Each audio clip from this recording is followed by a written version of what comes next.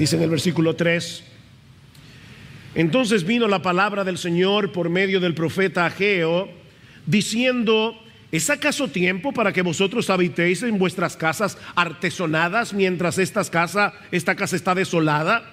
Ahora pues, así dice el Señor de los ejércitos: considerad bien vuestros caminos.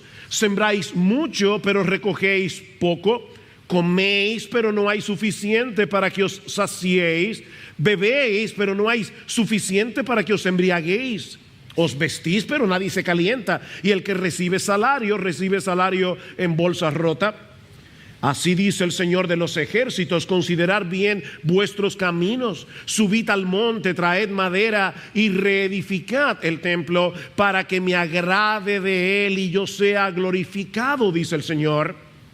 Esperáis mucho, pero he aquí hay poco, y lo que traéis a casa yo lo aviento. ¿Por qué? Declara el Señor de los ejércitos: por causa de mi casa que está desolada, mientras cada uno de vosotros corre a su casa. Por tanto, por causa vuestra, los cielos han retenido su rocío y la tierra ha retenido su fruto. Y llamé a la sequía, yo llamé a la sequía sobre la tierra, sobre los montes, sobre el trigo, sobre el mosto, sobre el aceite, sobre lo que produce la tierra, sobre los hombres, sobre el ganado y sobre todo el trabajo de vuestras manos. Y Zorobabel, hijo de Salatiel, el sumo sacerdote, Josué, hijo de Josadac, y todo el remanente del pueblo obedecieron la voz del Señor su Dios y las palabras del profeta Ageo, como el Señor su Dios la había mandado, y temió el pueblo delante del Señor. Entonces Ageo, mensajero del Señor, por mandato del Señor, habló al pueblo diciendo: yo estoy con vosotros, declara el Señor. Y despertó el Señor el espíritu de Zorobabel, hijo de Salatiel, gobernador de Judá, y el espíritu del sumo sacerdote Josué, hijo de Josadac, y el espíritu de todo el remanente del pueblo. Y vinieron y comenzaron la obra en la casa del Señor de los ejércitos, su Dios, el día 24 del mes sexto, en el año segundo del rey Darío. Esta es la palabra de Dios. Alguien dijo en cierta ocasión que la santificación progresiva, la santificación de los cristianos, consiste en reducir la brecha que existe entre nuestra teología y nuestra vida práctica, entre lo que nosotros decimos creer y la forma como vivimos. Mis hermanos, nosotros sabemos muchas cosas, y si tú tienes tiempo en el Señor y lees su palabra y escuchas la predicación de su palabra, tú sabes muchas cosas de las Escrituras, pero debemos reconocer que muchas veces somos incoherentes entre lo que sabemos y lo que hacemos. Por ejemplo, los cristianos decimos con frecuencia, es una frase que se escucha mucho en las iglesias evangélicas: de nada sirve tener muchas cosas de este mundo y no tener a Dios. ¿Podemos decir amén a eso? Claro que sí, claro que sí.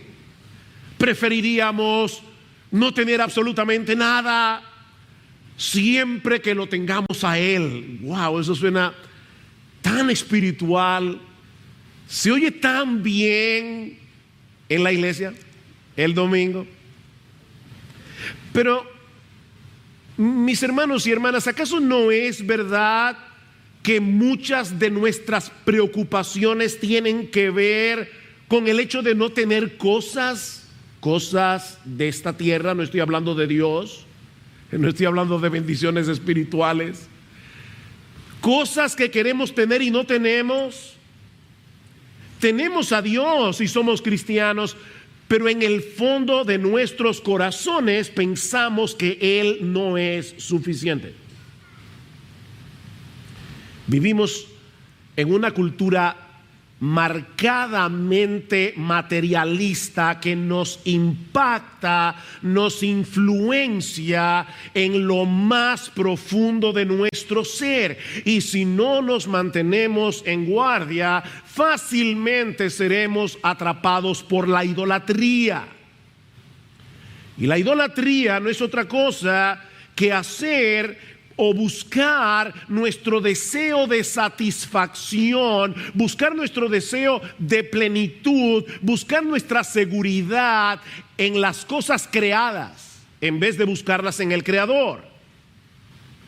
Es dejar de admirar a aquel que es supremamente adorable, supremamente admirable, y comenzar a buscar, a desear más las cosas creadas por Él que a Él.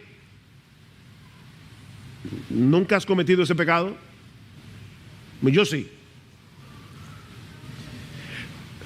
Mis hermanos, es por eso que el apóstol Juan termina su primera carta dirigida a un grupo de cristianos en Éfeso, diciéndoles que, ¿cuál es la última frase de primera de Juan? Hijitos, guardaos de los ídolos.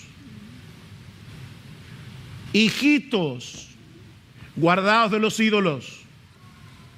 Y lo que vamos a ver en la mañana de hoy, al continuar con nuestra serie expositiva en el libro de Ageo, es el resultado práctico que se produce cuando no le hacemos caso a esa advertencia. Guardaos de los ídolos implica algo que nosotros tenemos que hacer. Tenemos que estar alertas, tenemos que estar conscientes para poder guardarnos de la idolatría. Como vimos el domingo pasado, para irnos a la historia de Ageo, debido al decreto del rey Ciro el persa y sobre todo debido a la voluntad soberana de Dios que movió a Ciro, un grupo de israelitas habían regresado del exilio al que habían sido enviados por causa de su pecado, y todo eso con el propósito de que reconstruyeran el templo que Nabucodonosor había destruido en el año 586 antes de Cristo. Ellos llegan a Jerusalén, la ciudad está destruida, ellos comienzan la labor de reconstrucción con mucho ánimo, pero por diversas razones que no vienen al caso ahora, ellos detienen el proyecto, comienzan a envolverse en sus propios asuntos, comienzan a envolverse en sus propios negocios, hasta que la obra se detuvo por completo por unos 16 años. Ahora, no olviden que ese templo era mucho más que un edificio. Ese era el lugar en el que Dios manifestaba su gloria y su presencia especial en medio de su pueblo durante el antiguo pacto, es decir, antes de la venida del Señor.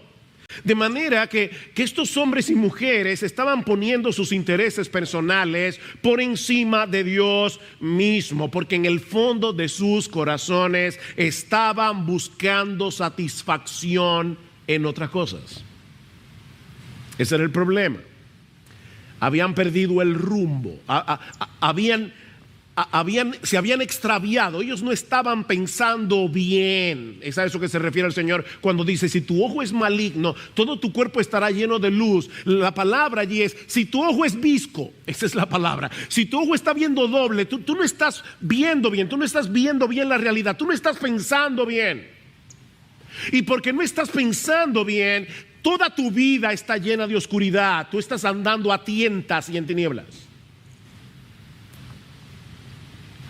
Pero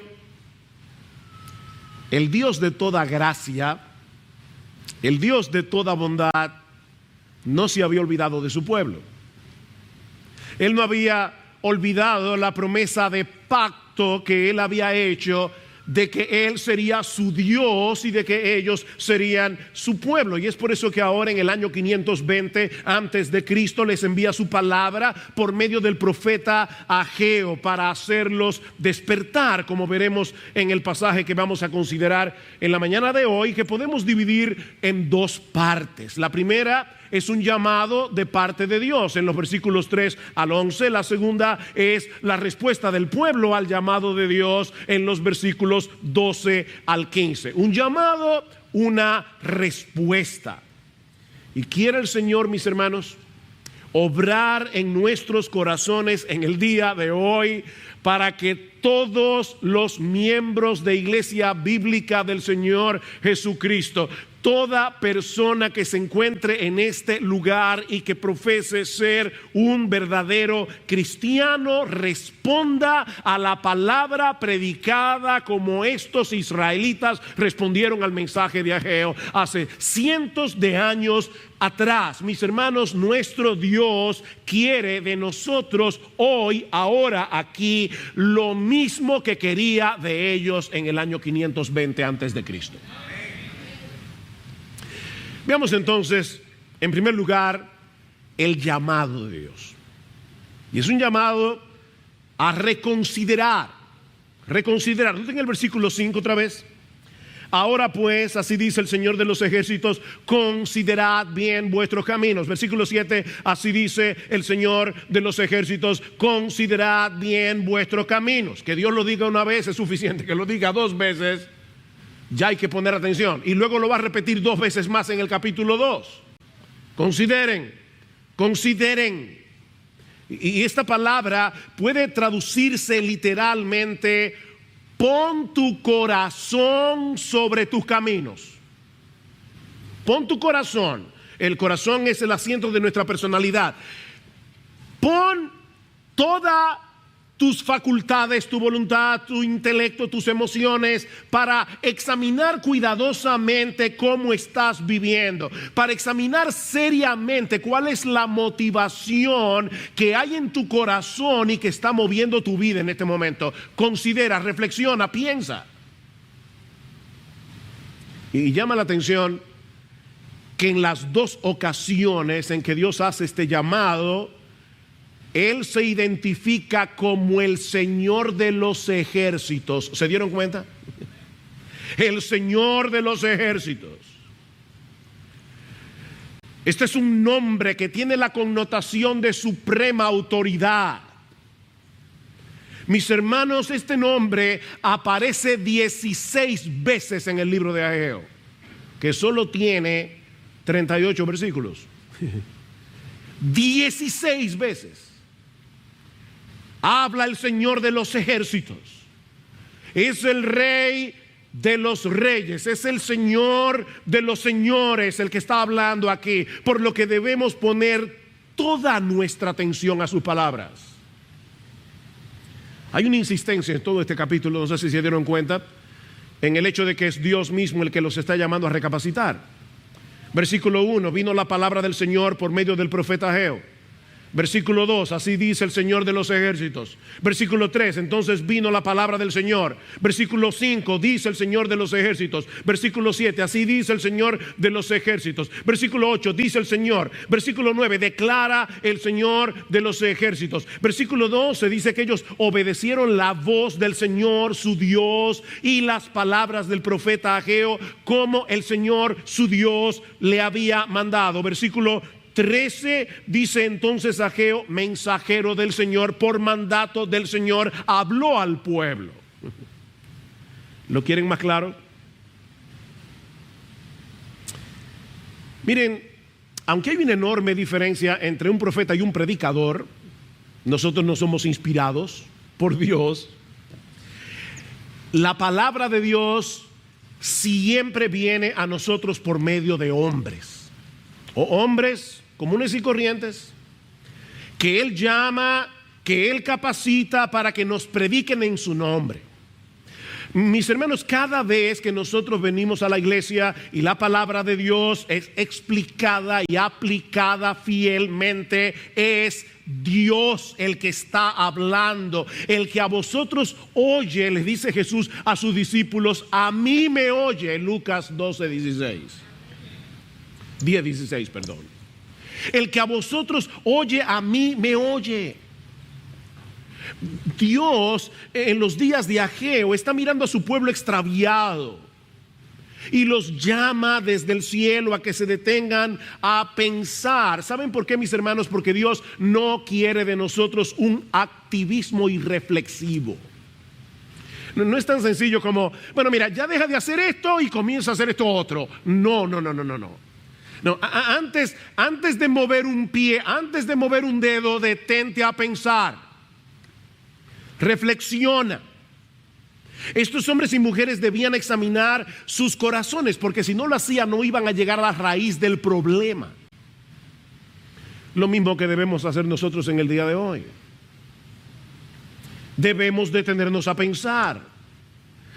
¿Pensar en qué? Bueno, Ageo nos lo dice en este capítulo. En primer lugar, debemos pensar en cuál es el orden de nuestras prioridades. ¿Están nuestras prioridades en orden? Vean el versículo 3 una vez más. Entonces vino la palabra del Señor por medio del profeta Ageo diciendo: ¿es acaso tiempo para que vosotros habitéis en vuestras casas artesonadas mientras esta casa está desolada?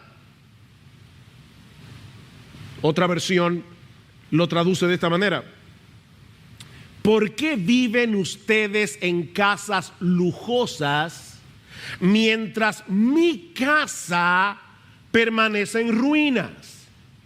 Esta palabra artesonada significa paredes elaboradas que cubrían las paredes, obviamente, y el techo también. Ustedes y sus casas, es el contraste, ustedes y sus casas están en primer lugar. Yo y mi casa estamos en un lugar muy secundario. Y no era por falta de recursos, no era por falta de tiempo que el templo del Señor estaba en ruinas, era por falta de interés. El domingo pasado veíamos que estos israelitas, tan pronto llegaron a Jerusalén, dieron una ofrenda sumamente cuantiosa, se pudiera traducir casi en $24 millones. Eso es una ofrenda. La pregunta es, ¿qué hicieron con ese dinero? ¿Qué pasó con esa ofrenda? Bueno, reconozco que esto es una especulación, pero varios comentaristas entienden que lo habían gastado en la construcción de sus propias casas. El dinero que ellos habían ofrendado, tal vez pensaron: bueno, después de todo nosotros tenemos que reconstruir también Jerusalén, si no tenemos comodidad no vamos a poder dedicarnos a la labor, y en eso se les fue 16 años. La presencia de Dios y su gloria que se manifestaba en el templo dejó de ser importante porque su comodidad, sus lujos habían pasado al primer lugar. Ustedes dicen que no es el momento apropiado para ocuparse de mi casa, pero la realidad es que ustedes han apartado mi gloria de su vista. Ya no desean mi presencia. Ustedes tienen sus prioridades trastornadas porque no están pensando bien. Miren, mis hermanos, nunca olviden esto. La verdadera transformación comienza en la cabeza. Aquí. Comienza en la mente. Comienza en nuestras convicciones. Esa es la diferencia entre la persuasión y la manipulación. Hay muchos predicadores hoy que manipulan a la gente para moverlos a actuar, pero nosotros persuadimos por medio de la enseñanza de la palabra de Dios.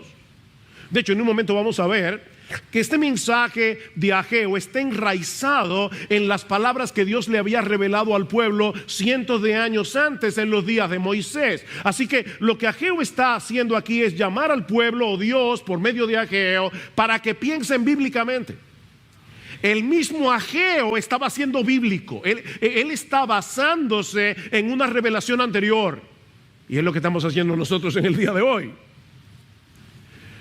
Tú y yo necesitamos ser transformados por medio de la renovación de nuestro entendimiento, como dice Pablo en Romanos 12:2. Y para que eso sea posible, tenemos que detenernos a examinar nuestras vidas seriamente a la luz de la palabra de Dios. De hecho, cuando termine este culto, ustedes van a ver que el pianista va a tocar algo. No salgas corriendo. quédate un rato ahí, mientras suena la música, y reflexiona. Piensa en lo que estás oyendo. Pero Dios también los llama a reflexionar en la profunda insatisfacción que cosechamos cuando ponemos las cosas creadas por encima del Creador. Vean el versículo 6. Sembráis mucho, pero recogéis poco. Coméis, pero no hay suficiente para que os saciéis. Bebéis, pero no hay suficiente para que os embriaguéis. Os vestís, pero nadie se calienta. Y el que recibe salario en bolsa rota. Así dice el Señor de los ejércitos: considerad bien vuestros caminos. Otra vez. Vivían en abundancia y profundamente insatisfechos. ¿Qué dice Salomón en Eclesiastés capítulo 5 versículo 10? El que ama el dinero no se saciará de dinero. Niños, ustedes han recibido en Navidad esos juguetitos que dice que la batería no está incluida. Oye, qué decepción. Yo recuerdo eso muchas veces. Abrí el jueguito, quería jugar, no, la batería no está incluida. Mira, las cosas de este mundo vienen sin batería. No, la batería no está incluida. Esas cosas no funcionan sin Dios. El que ama el dinero no se saciará de dinero, y el que ama el mucho tener no sacará fruto, porque nunca es suficiente. Yo nada más quiero $1 milloncito, pero después uno se pone a pensar, bueno, pues si me dio un cáncer y tengo que hacer una quimioterapia, $1 millón, no va a ser suficiente. Le preguntaron una vez, creo que fue a Howard Hughes, ¿cuánto es suficiente? Y él dijo, un poco más, siempre un poco más. Dice Proverbios que nosotros tenemos una sanguijuela. Dame más, dame más, dame más. Mi hermano, mata esa sanguijuela. Mátala. Ahora, el problema no está en el dinero en sí, no me malentiendan, es en el hecho de convertirlo en un ídolo. Es el hecho de tratar de encontrar en las riquezas y en las posesiones ese sentido de seguridad, ese sentido de satisfacción que solo podemos encontrar en Dios. Ellos tenían las cosas esenciales de la vida: comida, bebida, vestido, las mismas cosas que menciona Jesús en Mateo capítulo 6. ¿Se dieron cuenta?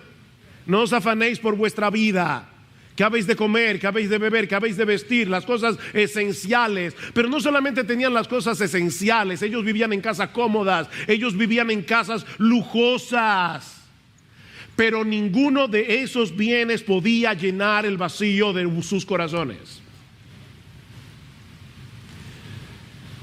Miren, mis hermanos, si relegamos a Dios a un segundo plano, no importa lo mucho que tengas, no importa lo mucho que acumules, siempre serás un miserable. Se puede ser un rico miserable, se puede ser un pobre miserable que anhela ser rico, pero siempre serás un miserable.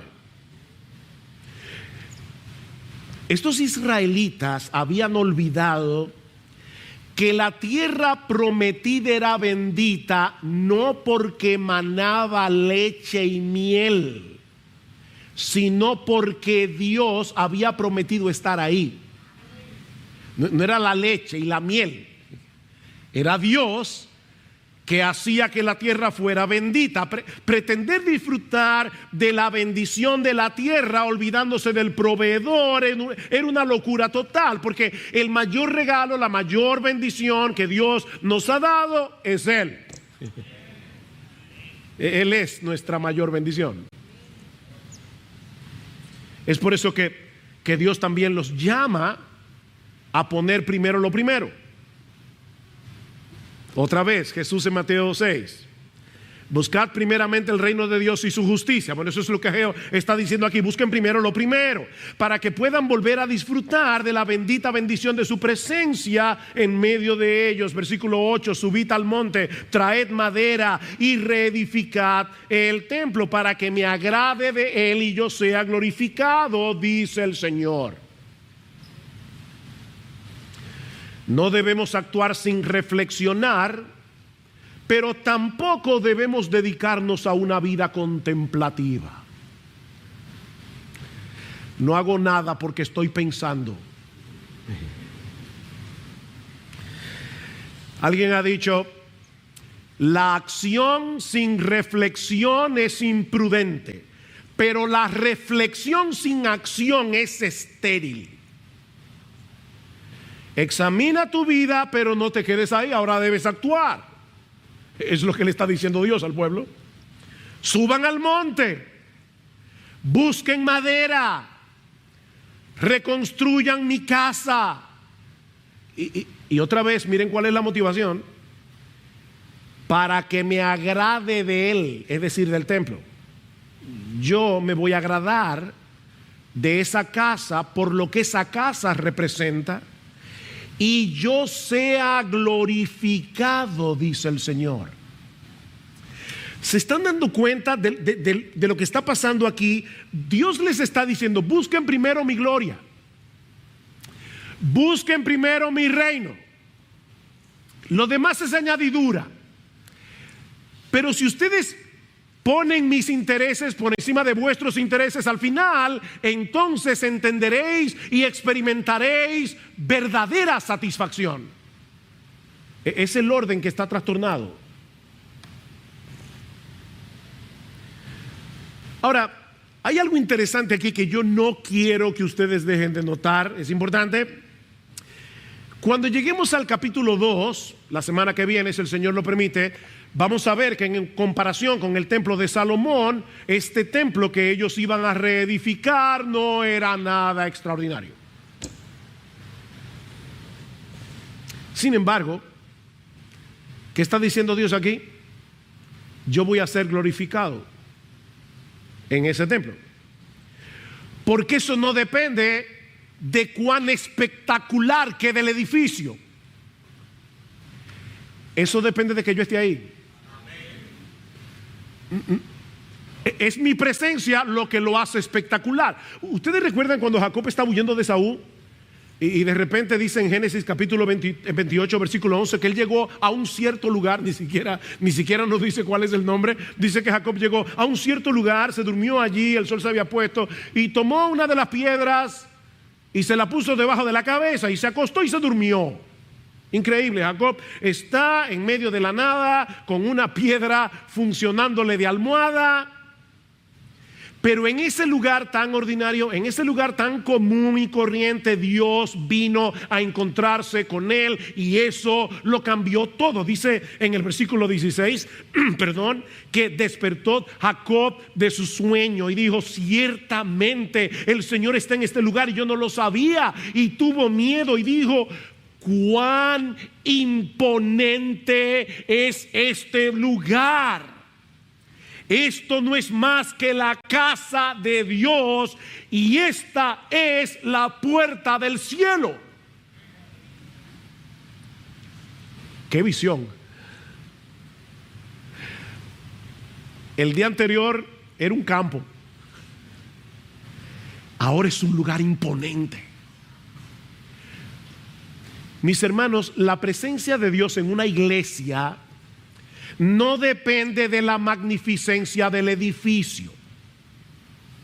No depende de contar con un acompañamiento musical espectacular para el tiempo de alabanza. No depende de que nosotros planifiquemos un culto tipo Disney. No. Miren, podemos estar en un edificio súper sencillo, cantar a capela, o en medio de la nada. Pero si Dios viene a nosotros con su palabra, de repente lo ordinario se convierte en algo imponente porque Él está ahí. Él está ahí. Escuchen lo que Dios le dice a Israel, y este pasaje siempre me ha chocado. Luego de darle los 10 mandamientos en Éxodo 20, dice, altar de tierra harás para mí y sacrificarás sobre él tus holocaustos. Dios, perdona, pero un altar de tierra, mira, nosotros podemos buscar algo más bonito. Es más, vamos a buscar una diseñadora de interiores Yo no quiero diseñadora de interiores. Yo quiero un altar de tierra.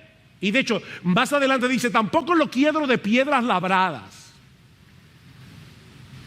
No es, déjeme decirlo en lenguaje de los jóvenes, yo no quiero un altar fancy. Altar de tierra. ¿Saben por qué? Ahora escuchen. Porque en todo lugar donde yo hiciere que esté la memoria de mi nombre, vendré a ti y te bendeciré, aunque sea un altar de tierra.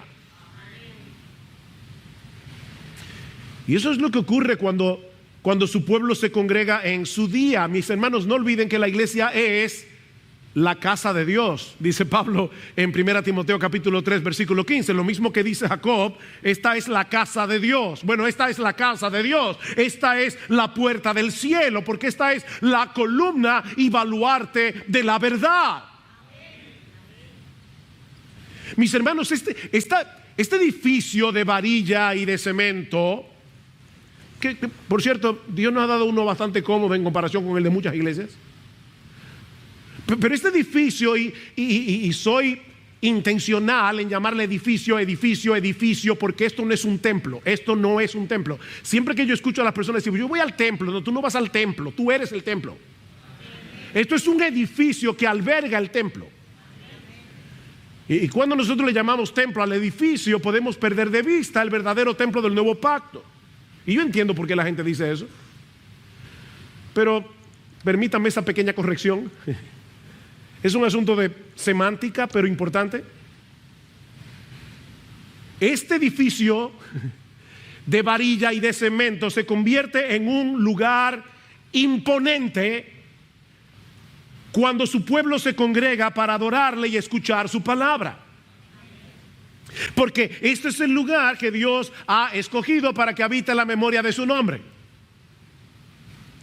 Y hay una bendición especial que desciende en medio de su pueblo cuando nos congregamos para escuchar su palabra y recordar la memoria de su nombre. Mirad cuán bueno y cuán deleitoso es habitar los hermanos juntos en armonía, porque allí envía Jehová bendición y vida eterna. Allí desciende la bendición, porque allí está la presencia de Dios que se hace presente por medio de su palabra. Pero lo que estaba sucediendo en los días de Ageo era todo lo contrario. Ellos estaban en la tierra prometida, en la tierra de la bendición, experimentando todas las maldiciones de Deuteronomio 28. Ahí es donde Ageo está citando a Moisés. Noten el versículo 9. Esperáis mucho, pero aquí hay poco, y lo que traéis a casa yo lo aviento. ¿Por qué? Declara el Señor de los ejércitos, por causa de mi casa que está desolada, mientras cada uno de vosotros corre a su casa. Por tanto, por causa vuestra, los cielos han retenido su rocío, y la tierra ha retenido su fruto. Y yo, el Dios de los ejércitos, que gobierno todas las cosas, hasta la lluvia de las nubes, yo llamé a la sequía. ¿Qué dice en Deuteronomio 28? Si ustedes no obedecen, vuestra bendición se convertirá en maldición. Y los cielos que están sobre tu cabeza serán de bronce, y la tierra que está debajo de ti de hierro.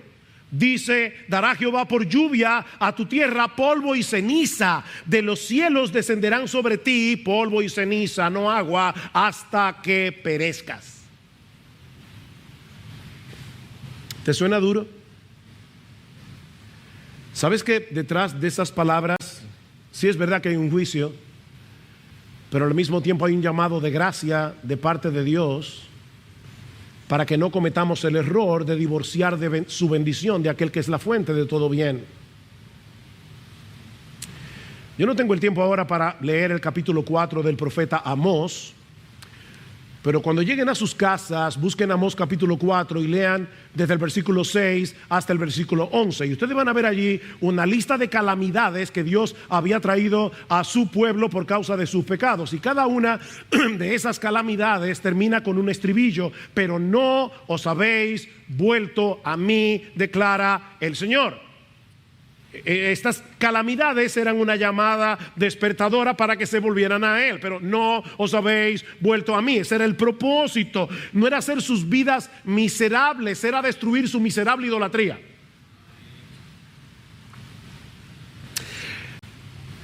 Mis hermanos, nuestro Dios es tan bueno que muchas veces Él nos quita un bien menor para darnos uno mayor, infinitamente mayor. Y ese bien infinitamente mayor, obviamente es Él. Así que Dios te quita un bien menor para que lo busques a Él, para que te vuelvas a Él, para que te arrepientas de tu pecado, para que destruyas tu idolatría, para que destruyas ese altar y vuelvas a poner a Dios en el lugar que le corresponde.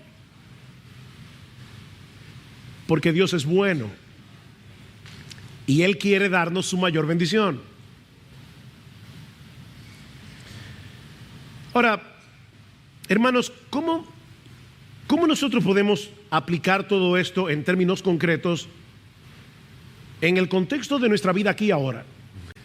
Nosotros no estamos en el 520 antes de Cristo, no tenemos que subir a ningún monte. ¿Cómo podemos aplicar esto? Bueno, obviamente lo primero es nuestra propia comunión con Dios. Todo el problema aquí es: ustedes están perdiendo de vista mi presencia, es mi comunión lo que importa. Y Dios nos ha provisto muchos medios a través de los cuales nosotros podemos tener comunión con Él. Nos ha provisto su palabra, nos ha provisto la oración, nos ha provisto la iglesia, congregarnos en su iglesia, en su día, en medio de su pueblo. Nos ha dado la cena del Señor. Mis hermanos, el asunto no es leer la Biblia, orar, venir a la iglesia, participar de la cena en una forma mecánica, sino con el propósito intencional de encontrarnos con Él, de conocerlo a Él, de deleitarnos en Él. Y lo mismo podemos decir de la obediencia. El punto no es cumplir en automático una lista de deberes. No, es buscar intencionalmente el agrado de Dios en lo que hacemos. Yo quiero agradarte, Señor. Esto que voy a hacer es para ti. Colosenses 3, ¿recuerdan? Hacedlo de corazón, como para el Señor. Y ahí no estaba hablando ni siquiera de cosas espirituales como leer la Biblia, ir a la iglesia. No, aún tus labores cotidianas, hazlas para el Señor, intencionalmente. Señor, yo quiero agradarte con esto que hago. Y eso te mantiene todo el día en comunión con Él. Porque, jóvenes, hasta las tareas del colegio es para ti, Señor. Yo quiero ser responsable para ti.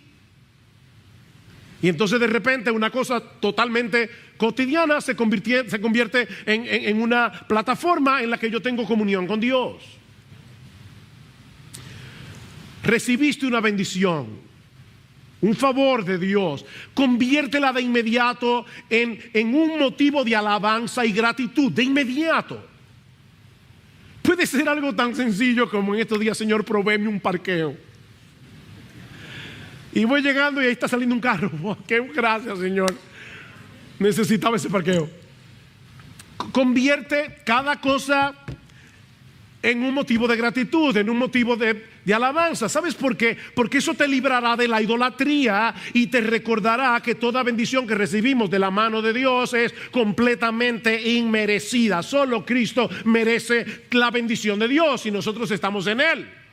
Así que esas cosas de repente me recuerdan a Jesús y se convierten en un motivo de alabanza a Jesús. ¿Qué dice Pablo en Efesios capítulo 1 versículo 3? Bendito sea el Dios y Padre de nuestro Señor Jesucristo, que nos bendijo con toda bendición espiritual en los lugares en Cristo, según nos escogió en Él antes de la fundación del mundo, porque fuimos predestinados para ser adoptados hijos suyos. Somos aceptados en el amado, y como estamos en el amado, Dios ahora no nos ve como a Sujel Michelén o como a cualquiera de ustedes. Dios nos ve como a Jesús, porque nuestras vidas están escondidas en Él. Y así te mantienes el día en comunión con el Señor. ¿Y qué de ocuparnos de su casa? Que es el enfoque de este texto. Bueno, no olvides que este templo en el Antiguo Testamento no era más que un anticipo del verdadero templo, que es el Verbo encarnado. Jesús es el templo, el verdadero templo de Dios. Él es el punto de contacto entre el hombre y Dios. Y todos aquellos que estamos unidos a Él por la fe, ahora también formamos un templo espiritual.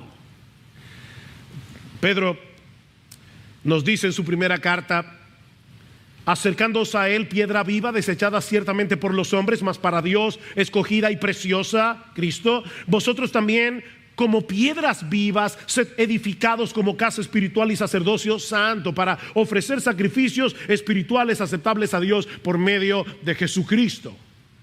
Me encantó que un hermano de nuestro grupo pequeño esta semana me decía que cuando oí el sermón del domingo pasado se acordaba de este texto. Nosotros somos el templo de Dios del nuevo pacto. La pregunta es: ¿nos estamos ocupando de ese templo? Porque el problema de Israel en aquellos días es: Señor, mis intereses están por encima de tu casa. La pregunta es: ¿nos estamos ocupando de esa casa nosotros ahora o en el día de hoy? ¿Procuramos intencionalmente que los miembros de esta iglesia con los que tenemos contacto durante la semana o tal vez en nuestro grupo pequeño, nosotros podamos hablar la verdad en amor con esos miembros, para que todos juntos podamos seguir creciendo a la imagen de nuestro bendito Señor y Salvador? ¿O todavía no es el tiempo? Tú te estás convenciendo a ti mismo que tú no tienes tiempo.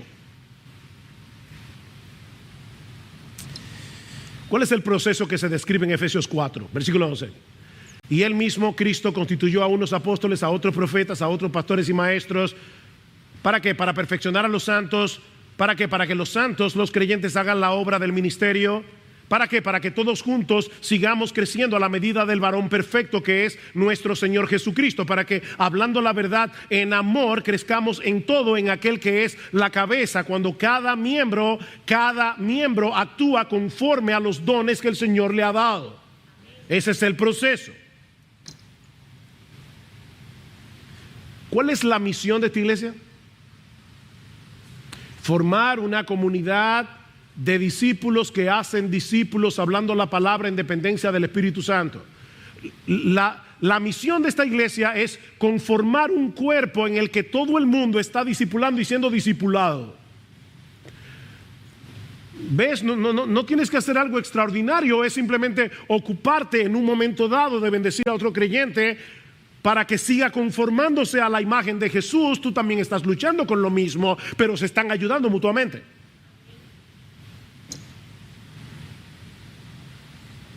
¿Estamos poniendo nuestros dones en operación para beneficio de este cuerpo?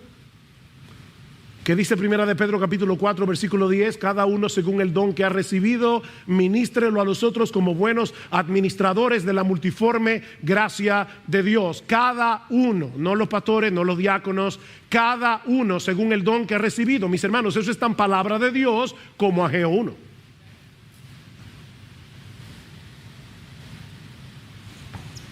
Al inicio de este culto se hizo un llamado a los miembros de IBCJ. Necesitamos hermanas para que cuiden en cuna y corral. Necesitamos hermanos para que trabajen en la escuela dominical de niños, de adultos. Necesitamos hermanos que se involucren en la logística, necesitamos hermanos que cuiden, necesitamos hermanos que hagan muchas cosas que ya les hablaremos en el mes de junio cuando tengamos la reunión con la iglesia. ¿Tú estás dispuesto? ¿Tú estás dispuesta? Pastores, que eso es sacrificial, hay que llegar temprano. Y ustedes se acuerdan lo que yo les decía en un reporte que di un miércoles para aquellos que no estaban aquí, que en la iglesia que yo visité en El Salvador, ellos se reúnen en un hotel y como no caben allí, tienen que celebrar 2 cultos. El primero comienza a las 8:30 de la mañana, así que hay un grupo de hermanos que llega a las 5 de la mañana para que todo esté en su sitio. 5 de la mañana, todos los domingos.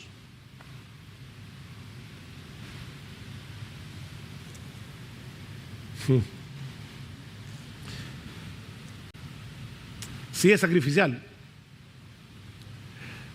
pero debemos estar tan interesados en la gloria de Dios que se manifiesta en la iglesia, dice Pablo en Efesios 3:21. Es aquí sea la gloria en la iglesia en Cristo Jesús por todas las edades, por los siglos de los siglos, aquí en la iglesia. Estamos tan interesados en esa gloria que deberíamos estar dispuestos, mis hermanos, a salir de nuestra zona de comodidad y a decir como el profeta Isaías: heme aquí, envíame a mí. Ahora, ¿sabes lo interesante? Cuando tú pones tus propios intereses por encima de los intereses de Dios, terminarás insatisfecho. Nuestro Dios no es un Dios malo. Él está buscando nuestro bien. Por lo tanto, ponlo a Él primero y tu vida va a ser una vida satisfactoria. Y ni hablar de otros ministerios.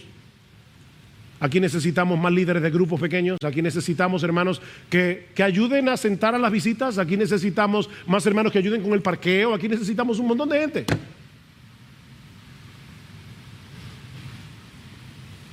No es falta de tiempo, mis hermanos. No, por favor, no te engañes a ti mismo, no sigas cometiendo ese error, porque es contra tuya que lo estás cometiendo. No es falta de tiempo, no es falta de recursos, es un problema de perspectiva, es un problema de interés. En nuestra lista de prioridades nosotros debemos poner primero lo primero. Pon tu delicia en el Señor. ¿Recuerdan? Salmo 37:4. Es algo intencional y no es opcional, es una orden, pero es una bendita orden. Es una orden del Dios bueno que quiere nuestro bien. No quiero que te desgracies la vida, y por eso pon tu delicia en el Señor y Él te dará las peticiones de tu corazón. ¿Cómo así? O que cuando Dios es tu delicia, tus prioridades estarán en su lugar y por lo tanto tus oraciones serán adecuadas conforme a su voluntad, y por lo tanto Él te concederá las peticiones de tu corazón, porque tu corazón está afinado con el suyo. Pon tu delicia en el Señor, porque en Él está, dice el salmista en otro salmo, el manantial de la vida. Wow, en Él está el manantial de la vida. En tu luz veremos la luz. Mis hermanos, nuestro Dios es supremamente adorable, nuestro Dios es supremamente deleitoso, nuestro Dios es supremamente digno de amor, de servicio, de adoración. Ninguna de las cosas creadas por Él puede producir una mayor satisfacción que aquel que la creó.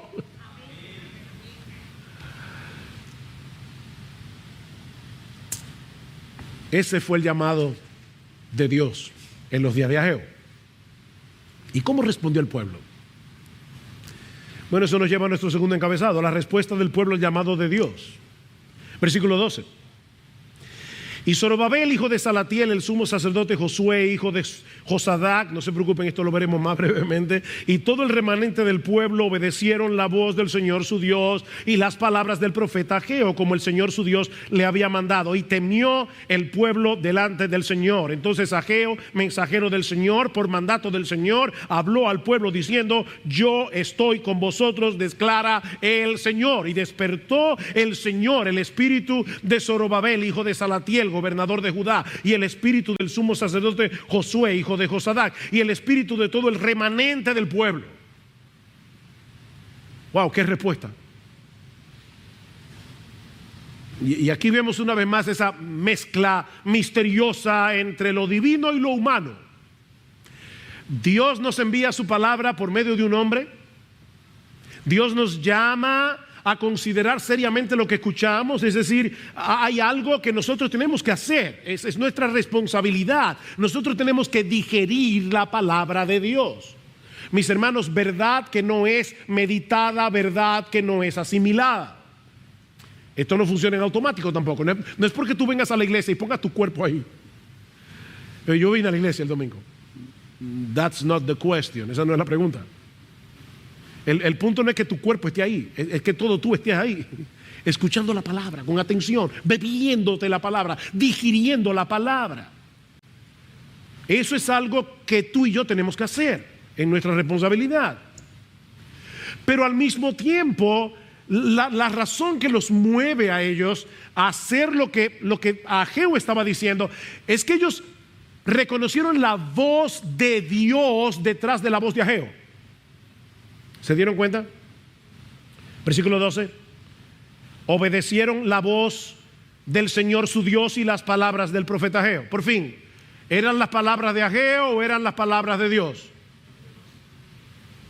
Pero aquí dice que eran las palabras de Ageo. ¿Eran las palabras de Ageo o eran las palabras de Dios? Sí, eran las palabras de Dios por medio de las palabras de Ageo. Es Ageo el que está hablando. Y es Dios el que está hablando por medio de la voz de Ageo. No lo entiendo, pastor, yo tampoco. Pero ese es el misterio de la revelación. Y entonces ellos reaccionan, porque como digo, ellos están oyendo a Ageo, pero están oyendo a Dios. Y le temieron al Señor. ¿Lo leyeron en el versículo 12? Y temió el pueblo delante del Señor. Esta clase de temor es muy diferente a ese terror, a ese miedo que nos invade cuando sabemos que estamos delante de un peligro, delante de algo que nos puede dañar. No, este temor del que se habla aquí es un sentido de asombro, es un sentido de reverencia ante la belleza, la gloria, la majestad de Dios que nos está hablando. El Dios del cielo me está hablando.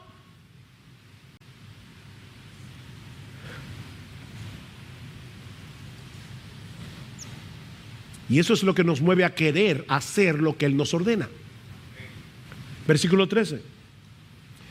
Entonces Ageo, mensajero del Señor, por mandato del Señor, habló al pueblo diciendo: yo estoy con vosotros, declara el Señor. Y despertó el Señor el espíritu. Esta no es una obediencia mecánica, esta es una obediencia que nace de la fe, no de un miedo servil a Dios. Si no hacemos esto, nos caerá un rayo del cielo. No, mire, si fuera así, habrían tormentas todos los días. No, es que nosotros sabemos que Él es infinitamente bueno, que Él es infinitamente sabio, que Él nos ama en Cristo con un amor inalterable, profundo, inmutable, y por eso nosotros queremos hacer lo que Él nos manda. Es por fe que andamos. Pero al mismo tiempo Ageo reconoce que detrás de la reacción sorprendente que tuvo el pueblo, el Espíritu de Dios los estaba despertando. ¿Ven? Versículo 14, y despertó el Señor el espíritu de Zorobabel, hijo de Salatiel, gobernador de Judá, el espíritu del sumo sacerdote, hijo de Josadac, el espíritu de todo el remanente del pueblo. El Espíritu de Dios, versículo 5 del capítulo 2, que dice: conforme a la promesa que os hice cuando salisteis de Egipto, mi espíritu permanece en medio de vosotros, no temáis. ¿Quién los despertó? El Espíritu Santo. El Espíritu despertó el espíritu de ellos por medio de la palabra. Es interesante que en Esdras capítulo 1 versículo 1 dice que Dios despertó el espíritu de Ciro. La misma palabra de Ageo. Dios despertó el espíritu de un rey impío para que decretara el regreso del pueblo. Y luego dice en el versículo 5 que Dios despertó el espíritu del pueblo para que le pusieran mano a la obra. El Espíritu de Dios, obrando por medio de la palabra de Dios, despertó al pueblo. Ahora, ¿saben qué? Ni Ciro ni el pueblo actuaron como robots programados para obedecer. Ellos tomaron una decisión. Porque previamente Dios había obrado en su corazón. Otra vez, pastor, no lo entiendo, yo tampoco. Porque yo sé que cuando yo tomo una decisión, yo tomo una decisión. Qué profundo, ¿verdad?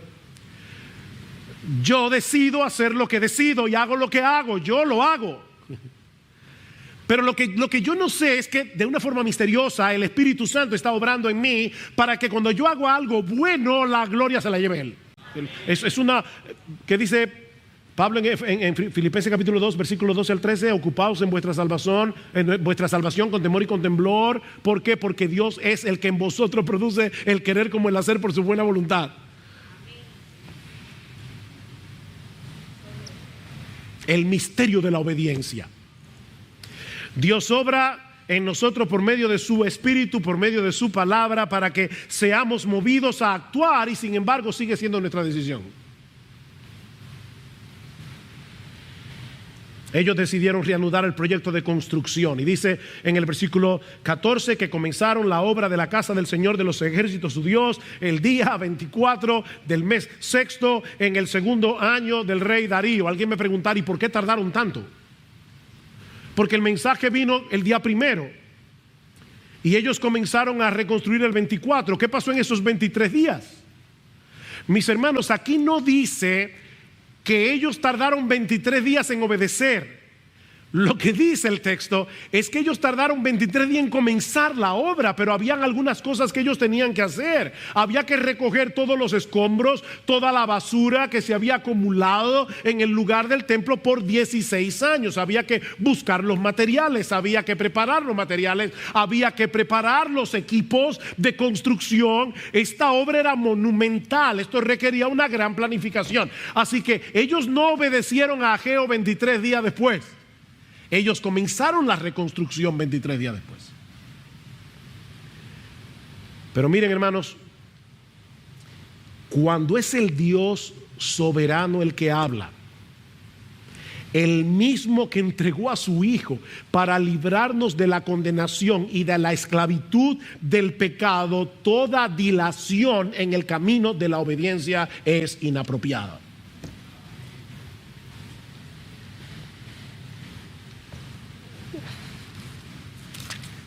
Déjenme leerles algo que no está en mis notas, pero sí en mi cabeza desde que me levanté esta mañana. Hebreos 3. El Señor está llamando a su pueblo en Hebreos y dice, me llama la atención, dice en el versículo 7, por lo cual, como dice el Espíritu Santo, si oís hoy su voz, está citando el Salmo 95, no endurezcáis vuestros corazones. Lo que me llama la atención es que el autor de Hebreos está citando un salmo que se escribió casi 1000 años antes.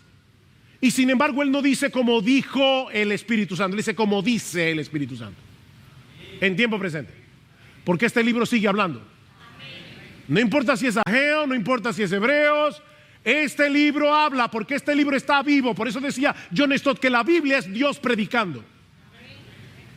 Así que si tú estás escuchando hoy su voz, y tú estás escuchando hoy su voz, no porque sea yo que esté predicando, sino porque estoy predicando la palabra de Dios, no endurezcas tu corazón.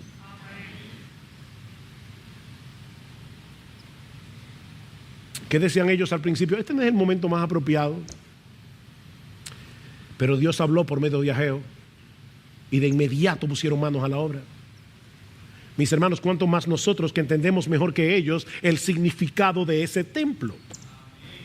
Ellos estaban contemplando apenas una sombra de algo mucho más glorioso, la encarnación del Hijo de Dios que se hizo hombre para morir en una cruz, para redimirnos de nuestros pecados, para comprarnos para Dios, para adoptarnos como hijos suyos y hacer de nosotros su templo. Este templo, mis hermanos, simbolizaba el Evangelio. ¿Se dan cuenta? Este templo simbolizaba el Evangelio, cuyos beneficios ahora nosotros disfrutamos de pura gracia. Y ese amor incomprensible, incomparable de Dios es el combustible que debe movernos a la obediencia. El amor de Cristo nos constriñe pensando esto, que si uno murió por todos, luego todos murieron y por todos murió, para que los que viven ya no vivan para sí, sino para aquel que murió y resucitó por ellos. El amor de Cristo, ese es el combustible. Oh, mis hermanos, no estamos solos en el camino de la obediencia. Así como Dios les asegura a los israelitas en los días de Ageo: yo estoy con vosotros. Lo vieron en el versículo 13, yo estoy con vosotros. Así nuestro Emmanuel, Dios con nosotros, ha prometido: yo estoy con ustedes todos los días hasta el fin del mundo. Nuestro Emmanuel. Él habita en nosotros por su Espíritu y está obrando en nosotros para que podamos movernos deleitosamente en el camino de su voluntad. Así que, mi hermano, reflexiona, mi hermano, examínate, y en dependencia del Espíritu Santo, ahora, aquí, en este momento, no mañana, no pasado, ahora, toma la determinación de poner primero lo primero.